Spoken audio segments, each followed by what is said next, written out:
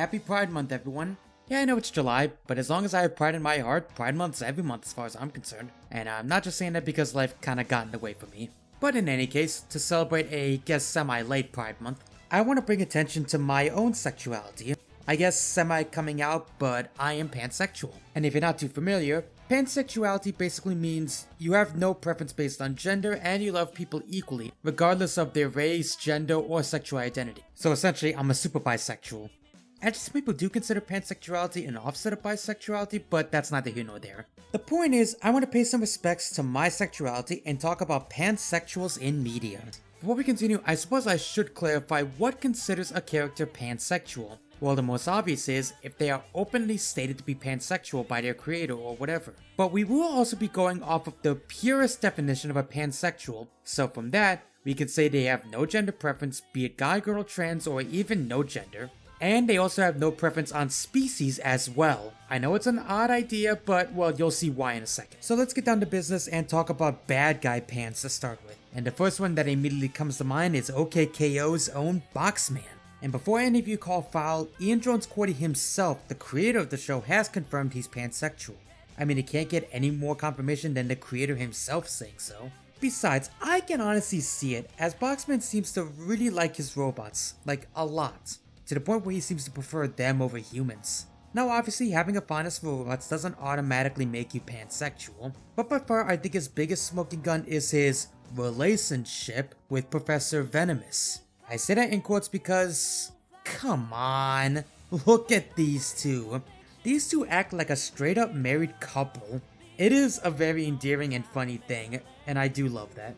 They do everything from treating their minions like children and even go to couples counseling together for joint villainy. Heck, this moment alone where it looks like they're in bed together and talking about if they're doing the right thing, this is literally some married couple shit. I think that alone cements that they are technically together. Plus, not only is Professor Venomous a male, he's technically not fully human, which I think does add to the fact that Boxman is pansexual, in my eyes anyway. Despite the fact that he's a bad guy though, I do like he's still given very positive, nice traits that make him pretty likable. Not enough that you want him to beat KO and his friends, mind you, but enough that you like him a lot.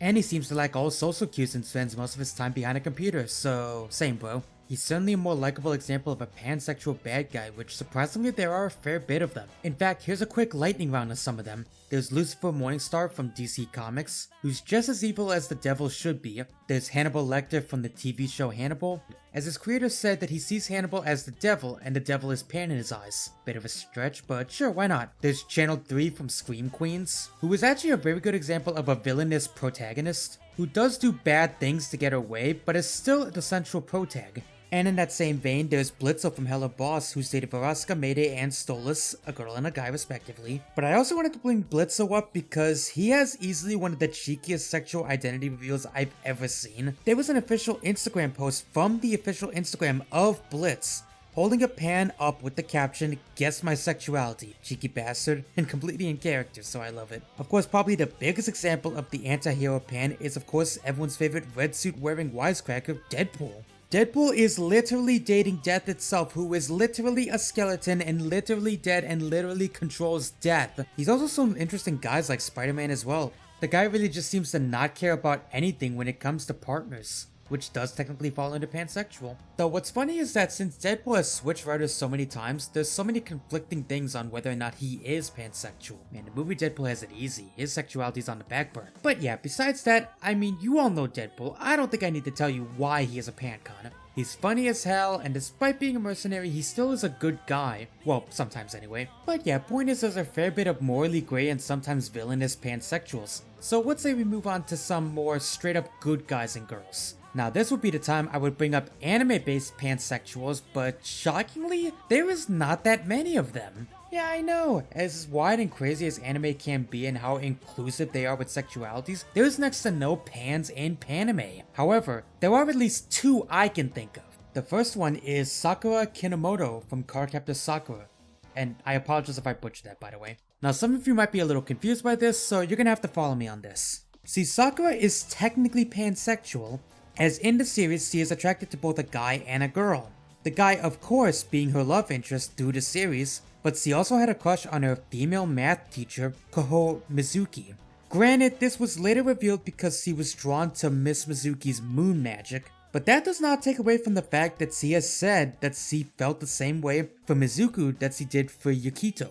Now that would probably just make her bisexual, but what seals the deal for me, as far as her being pan, was in 2001 Clamp, the company that made the mangas, said in a memorial book that she would have loved Sayuran even if he was a girl. And Sakura does not see gender as a barrier for romantic attraction. And that she doesn't like Tomoyo back not because he's a girl, but because she just sees her as a friend, which is super valid. And honestly, that is just so wholesome that regardless of gender, she would still be in love with the love of her life no matter what. Get yourself a girl that's supportive. But my other anime choice is one I don't see many people talk about, and I think that's a damn shame. So let's talk about Cremaville from Interspecies Reviewer.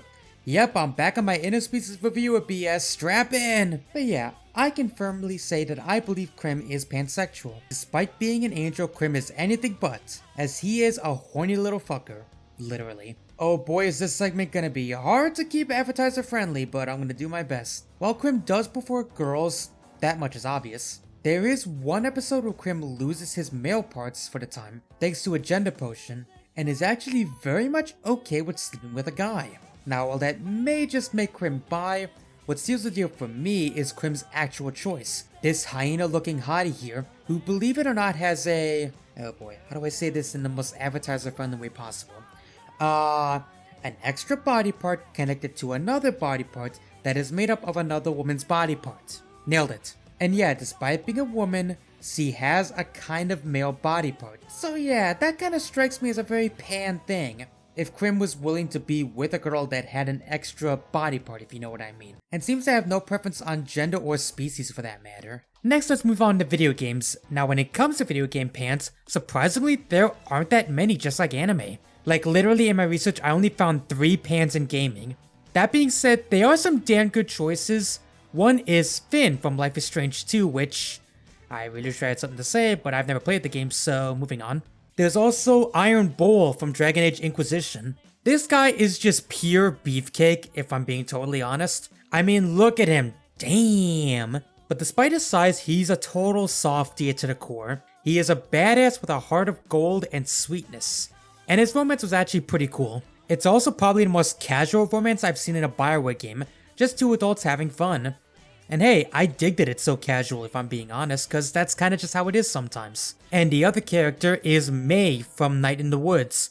Now I haven't played too much of this game, so my knowledge is pretty limited. Plus it's a mystery game, so I don't want to reveal too much about it, but I can say a little bit, so I'll keep it brief. Now May herself is an absolute gem of a character, and a great protagonist for this game of mystery as well as suspense and thrill, and having so much nice history as well as a great relationship with her friends, like the Smoky Lizard or her fox friend and his burr. Not to mention she's just cute. But what I really like especially is that her pansexuality isn't shoved down our throats about it. It's honestly more of an afterthought, but it doesn't feel like an afterthought, if that even makes sense. Okay, let me try to explain it better. It's a matter of, yes, it's there, and yes, it is a part of the character, but at the same time, it's integrated as a regular part of the character. And that's how you do it. Well guys, we're officially reaching the end of this train of Pancons, and I'm running out of people to praise. Now don't get me wrong, there are plenty more out there, but I don't really have much to say about others, and some I just question.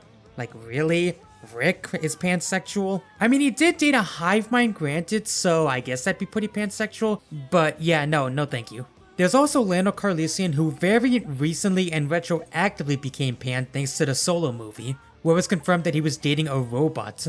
Which, side note, Lando, there are sexier robots out there. You can do better than Saucerhead. I do have one last person, and he is probably my go-to pansexual, because he was pansexual long before the phrase started to become much more popular, and that is, of course, Captain Jack Harkins.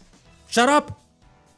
Anyway, Jack was an ally to the Doctor from Doctor Who, and man did he take off in popularity. Now don't get me wrong, there's plenty of other companions that have big followings in popularity as well. He's been an ally to the Doctor for years, literally, as thanks to wibbly wobbly timey wimey he is immortal technically. But more importantly, he seems to just have the hots for anything with a pulse really. Alien, human, robot, it don't matter. He is there for it and has no problems flirting with man and woman alike. And honestly, I think that is the best note to end on. because Captain Jack Harkins, to me, is probably one of the best pansexual icons in fiction. Because not only is pansexuality technically a part of his character, it's not shoved down our throats, it's only really there if you think about it and look into it more. And they actually do an amazing job at working his pansexuality into his characters, so you cannot see this guy not being pansexual. So he's the perfect balance of May in that it's not shoved down our throats, yet at the same time, his character would not be the same if he wasn't pansexual. Cause even though he's not overtly sexual, his sexuality plays a major part in his character. And even barring the pansexuality, he's just a great character in his own right. He's a funny, absolute badass, handsome devil.